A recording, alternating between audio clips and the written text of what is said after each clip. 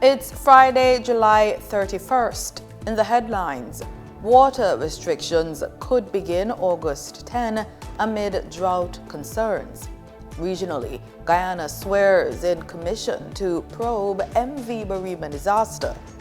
And in sports, JTA weighs permanent inclusion of special needs athletes at championships. This is the weekend news on PBC Jamaica. I'm Simone Absalom Gale.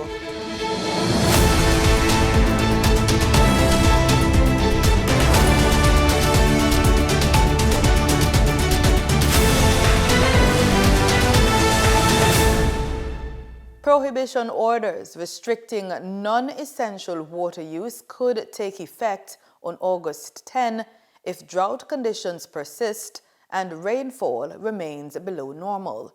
That's the word from Water, Environment and Climate Change Minister Matthew Samuda. Speaking at a press conference on Thursday, Minister Samuda said the measures are intended to protect the country's water resources. Prohibition orders speak to specifically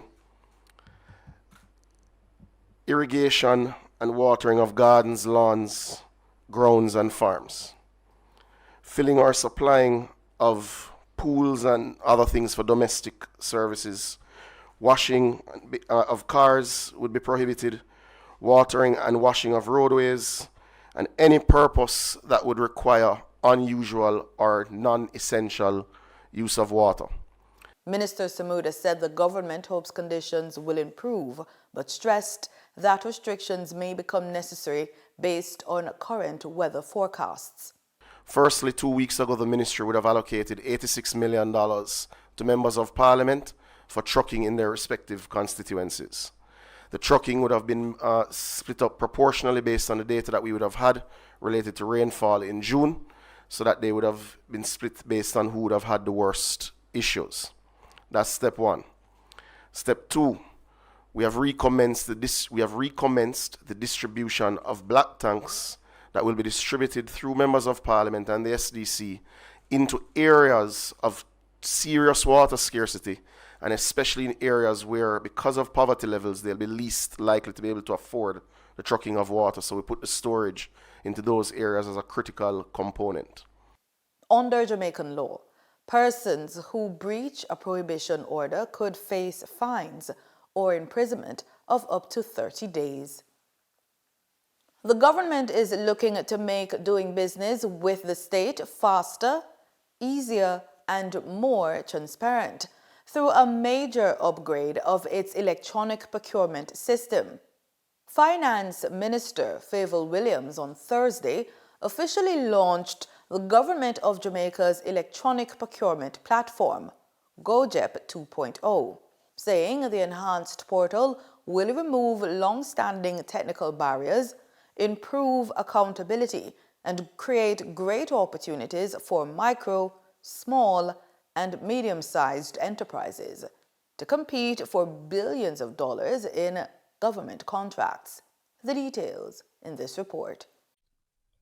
The upgraded GoJEP 2.0 platform allows suppliers to submit bids from any modern browser or mobile device while reducing paperwork and strengthening transparency through improved digital record keeping.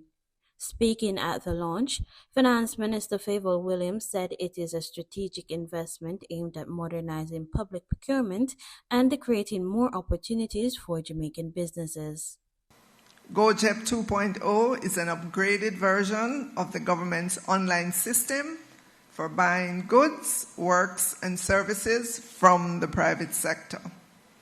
So now you might reasonably ask, companies and governments upgrade software every day. So why are we making such a big deal of this one? Because for the people who actually use it, and those SMEs that we are encouraging to look at government procurement, these changes are not cosmetic. They remove real barriers to using the system. The finance minister also highlighted how the upgraded platform removes technical obstacles that have prevented many small businesses from successfully submitting bids. With GoJeb 2.0, that barrier is gone. You can log in and submit from any modern browser or device with no workarounds. In fact, you can now, again, submit your bid from a phone. Before this upgrade, you needed a computer. And heaven helped you if you were on a Mac, right? So the whole experience is changing too. The interface is going to be more modern now. Looking ahead, Minister Williams said the government intends to build a fully integrated digital procurement system that will track every stage of the contracting process, from planning and tendering to payments. GoJeb 2.0 is not the finish line. It is a catalyst for the next era of public procurement in Jamaica. And over the next years, we will build a fully integrated end-to-end digital procurement system, one that connects planning, tendering, evaluation, contract management, supplier performance, and payment. The upgraded GoJeb 2.0 platform is expected to improve efficiency, strengthen transparency, and expand access to government procurement opportunities as Jamaica continues its digital transformation of public services. Reporting for the news on PBCJ, I am Denita Rodney. The 11th staging of Redemption Fest takes place at Emancipation Park on Saturday, August 1.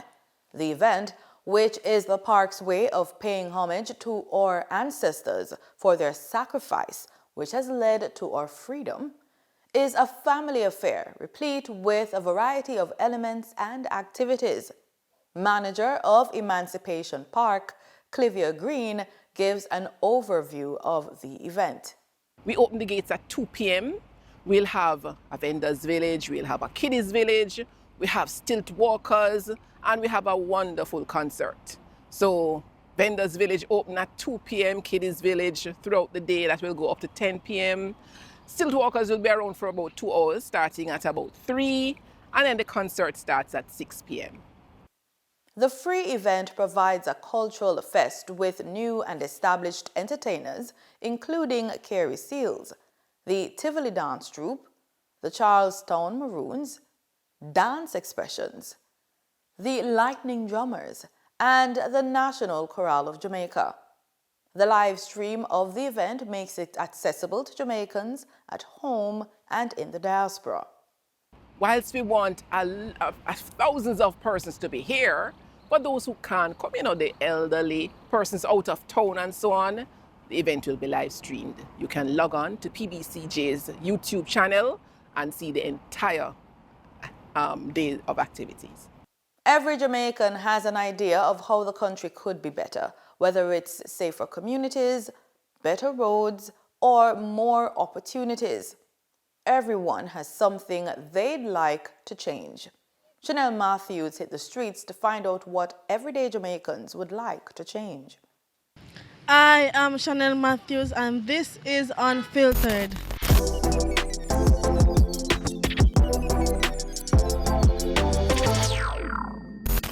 What's one thing you would change about Jamaica? Crime, job, healthcare sector, cost of living, poverty and crime. We asked Jamaicans to share their thoughts.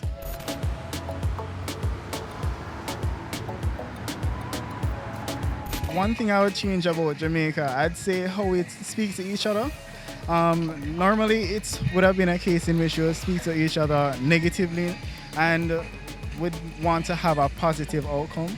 I'd say more positive things you can say to each other can really go a far way because they never know what someone may be going through. The crime and violence needs to cease, and then we'll have a better country, and children can thrive into a better land. The violence, because it's affecting the humanity. How are we going to reproduce for the future if we kill off the women and the children? Where's the future if we kill off the children? Cost of living, because I believe it is way too high. Yeah, for the poor, And for the people them who really can't afford certain things, trust me. Crime in generally. I mean, Jamaicans need to be safe and secure. So I will start with the crime and also the job. The economic system. We need better job, better pay, so this country would run better. Well, if I could do one thing for Jamaica, I would bring down the food price. I go in at the supermarket, and I buy, this is $14,000. I'm having another bag right here, so now. Yeah? And trust me, people who have 4 and 5 kids, yeah, how much $14,000 them can afford? Poverty and crime. Yeah, that will change. Poverty and crime, that won't change. Yeah.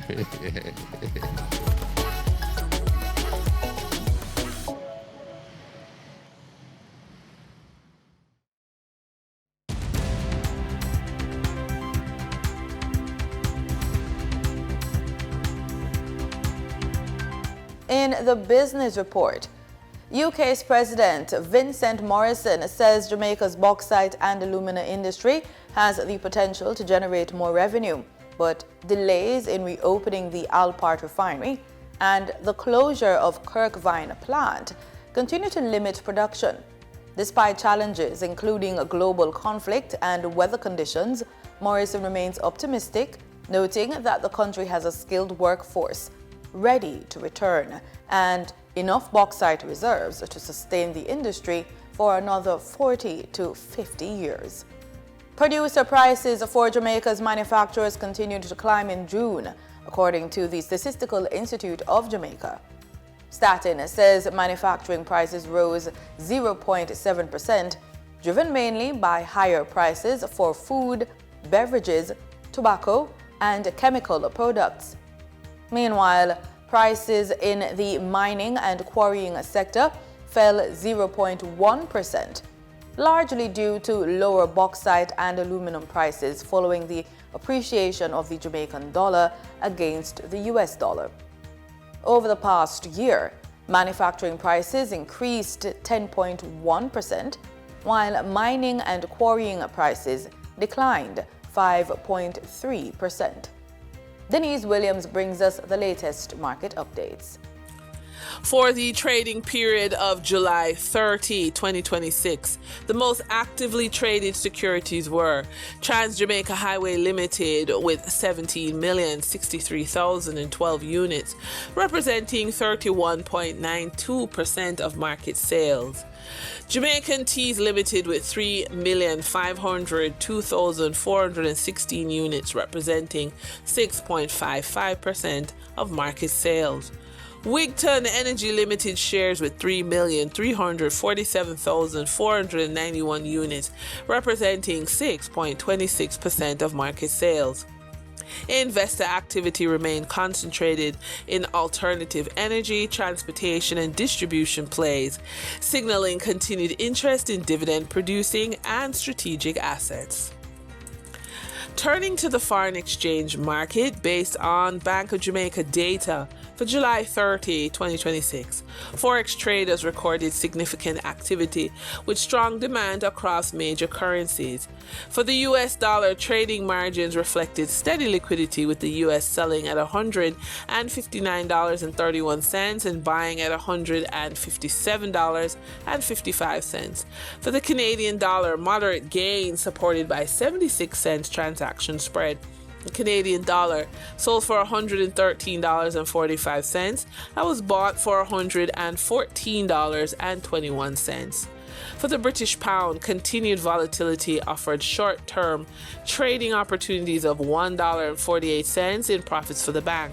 The British pound sold for $212.85 and was bought for $211.37. These movements underscore the importance of cash flow timing and currency awareness for businesses managing import costs, debt servicing, or overseas exposure.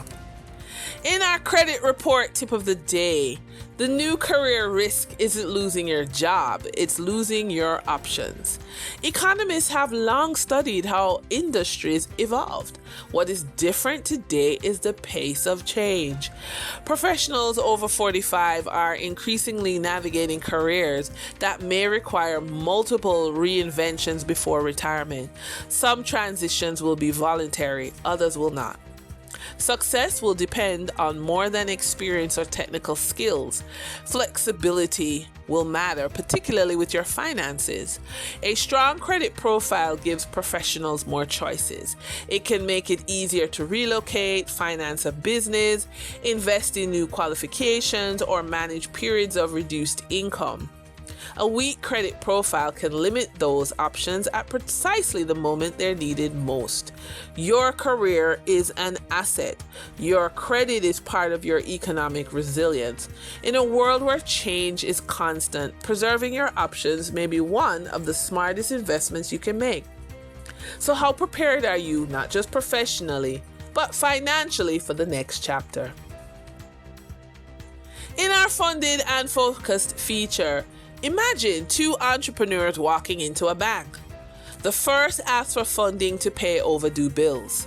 The second asks for funding to open 2 new locations, hire additional staff, and double revenue over the next 5 years. Both need capital, but one is financing yesterday's problem. The other is financing tomorrow's opportunities. The question just isn't, can you get funding? It's what future am I inviting others to invest in? And that's today's business report. I'm Denise Williams, bringing clarity to capital, markets, and strategy. Until next time, stay informed, stay intentional, and keep building forward. See you soon.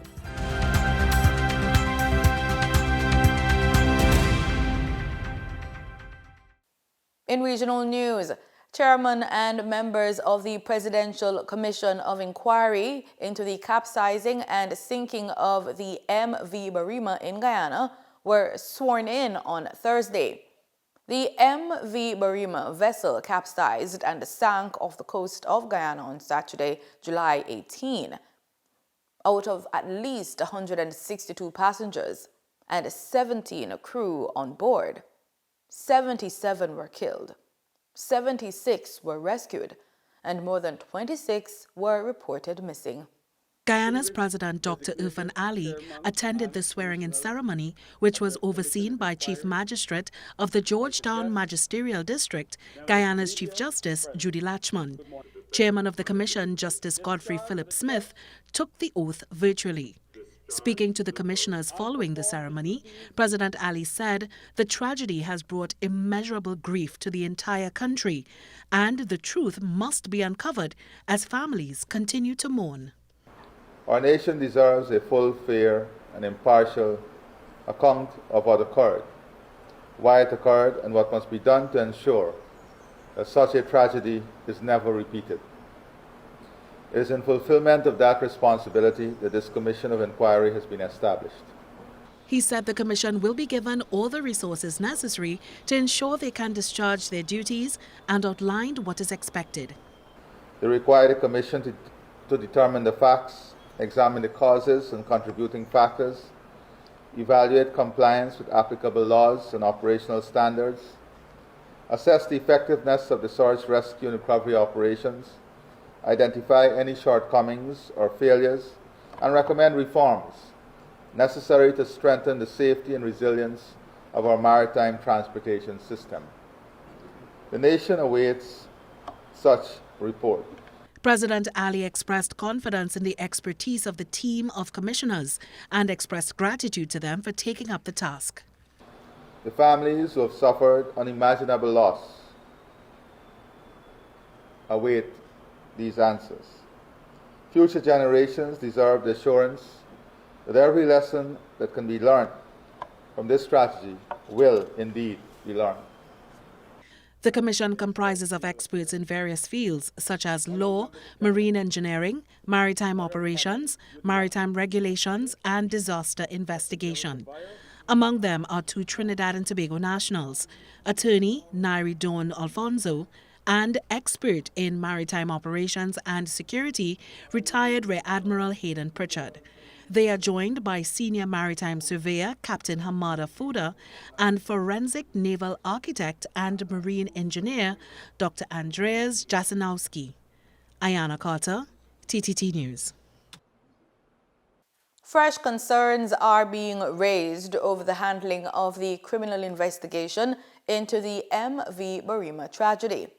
Transparency Institute Guyana Incorporated is questioning the decision to charge 3 senior crew members with murder before the Commission of Inquiry has completed its work, arguing that the move could undermine the search for the truth. The organization is also renewing calls for the sunken vessel to be salvaged, insisting it remains a critical piece of evidence about what happened.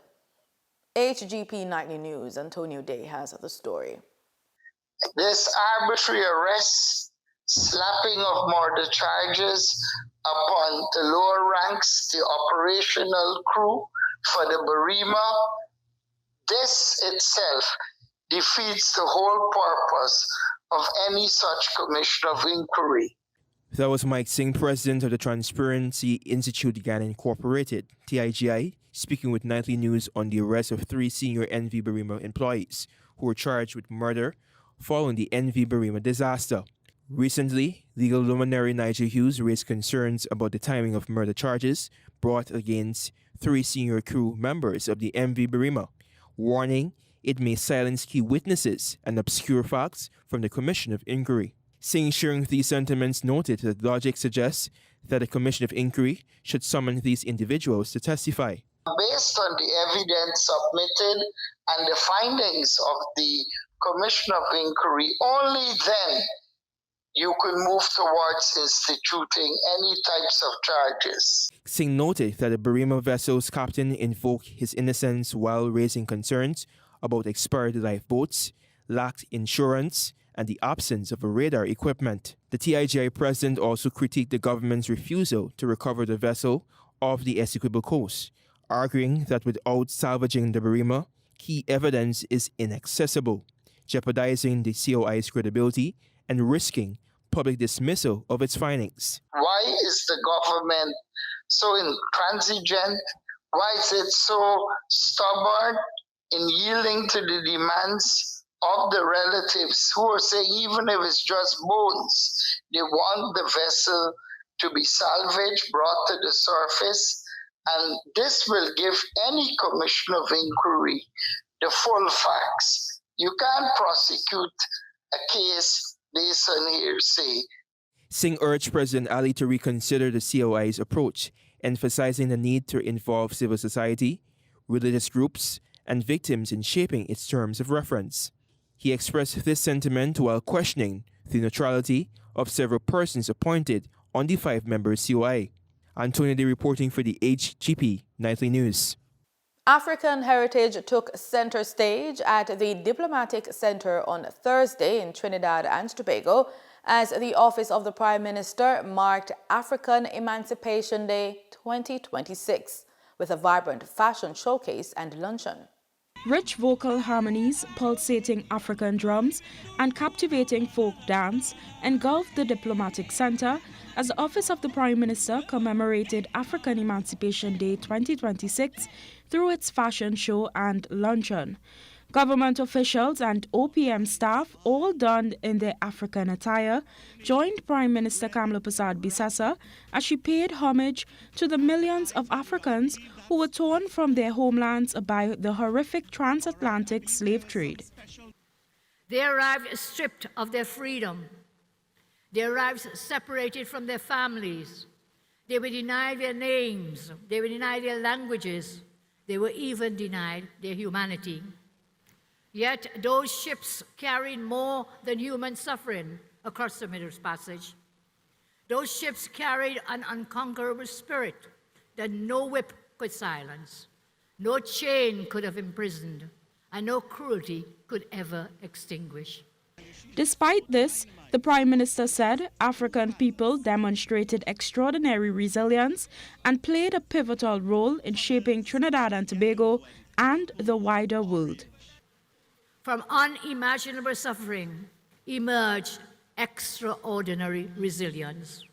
From a people whose history sought to reduce to chattel, a civilization emerged which has transformed these islands that we call home, and they've helped to shape the modern world. Our African ancestors did far more than survive humanity's greatest injustice. They helped lay the foundations of our nation. She noted that story of African emancipation is etched in the heart of humanity and observed by many nations. This year, we are very honored to welcome members of the Diplomatic Corps. We have done so this day because the story of African emancipation belongs not only to TNT, not only to the Caribbean. It is one of humanity's defining stories. It is a testament to freedom over oppression, justice over injustice, and the enduring dignity of the human spirit.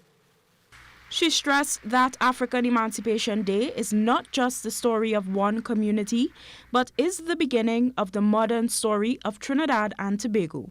Cavion John, TTT News.